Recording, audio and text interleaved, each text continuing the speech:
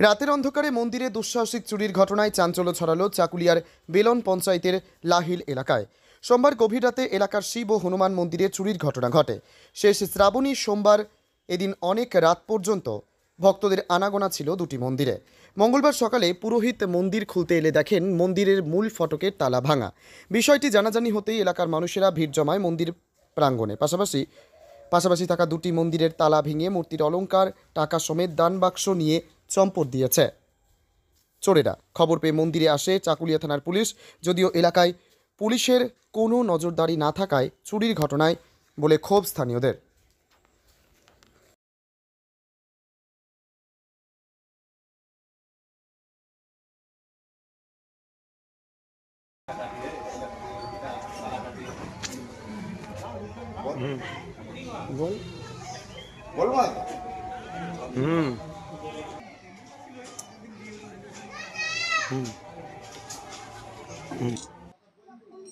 চলে হ্যাঁ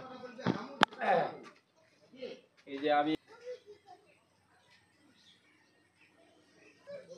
ক্যামেরাটা অফ করে নে ওটা বরাবর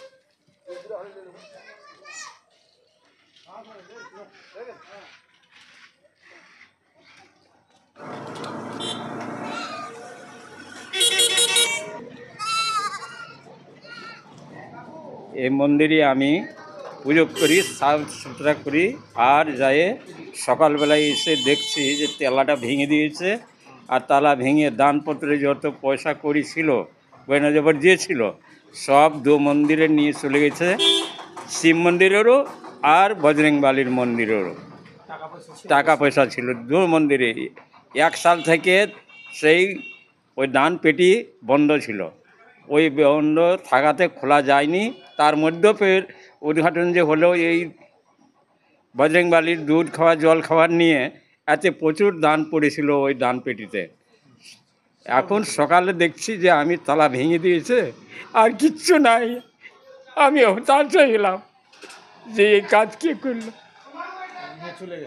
নিয়ে চলে গেছে দুটাই ভেঙে। কি নাম আপনার? বজেন রায়। এখানে থাকি স্কুলে। আমার নাম হলো নবকুমার দাস। আমার বাড়ি হলো পূর্ব কমরশাল। দাঁড়ান আমি বলছি। এখানকার আমি পঞ্চায়েত সমিতির প্রতিনিধি বর্তমানে। তো কালকে আমাদের শিব ভগবানের সোমবারের লাস্ট দিন ছিল। বহু কালকে লোক এখানে এসে পুজো করতো, আর লোকের ভিড় ভাড়ও খুব ছিল। রাত্রিবেলায় হঠাৎ রাত্রি 2টার সময় পাশে একটা আমার শিব মন্দির আছে, একটা আমাদের বজরংবলী মন্দির আছে, তার পাশে আমাদের লাহিল হাই স্কুল আছে। রাত 2টার সময় আচানক এই যে তালা ভেঙে দানপেটিতে, আমাদের দুই মন্দিরে দুটো দানপেটি ছিল, ওর মধ্যে অনেক দিন ধরে টাকা ছিল, দিচ্ছিল, লোক দান করছিল, সেই টাকা সব নিয়ে গেছে। ওর মধ্যে গয়না গড়িয়েছিল, যে ভগবানের যার মনোকামনা পূরণ হয় তাকে তারা গয়না গড়িয়ে দান করে। এসব ভেঙে গভীর রাতে নিয়ে গেছে।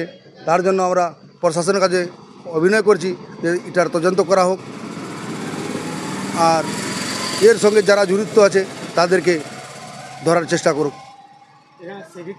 না, সিভিক থাকে না।